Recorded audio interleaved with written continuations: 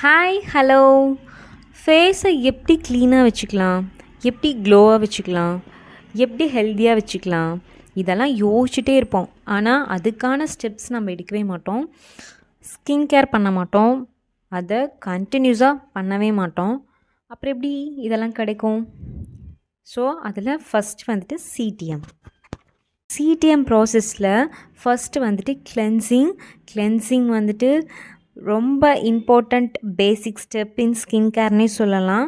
அதே மாதிரி கிளென்சிங் நீங்கள் கரெக்டாக பண்ணும் போது clear fresh and healthy skin வந்துட்டு கண்டிப்பாக கிடைக்கும். கிளென்சிங் பண்ணுறனால என்ன benefit? Remove dead and pollution. அதே மாதிரி control oil and acne.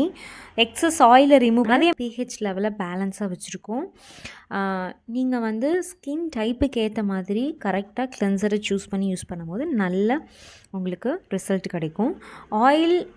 Oily R acne skin இருக்குது அப்படின்னா ஜெல் ஆர் ஃபோமிங் யூஸ் பண்ணுங்கள் கிளென்சர். ட்ரை ஸ்கின்னுனா cream or hydrating cleanser use பண்ணுங்கள். காம்பினேஷன்னா மிடில் ஃபோமிங் கிளென்சர். சென்சிட்டிவ்னா சல்ஃபேட் ஃப்ரீ கிளென்சர் யூஸ் பண்ணுங்கள். ஓகே, டாடா.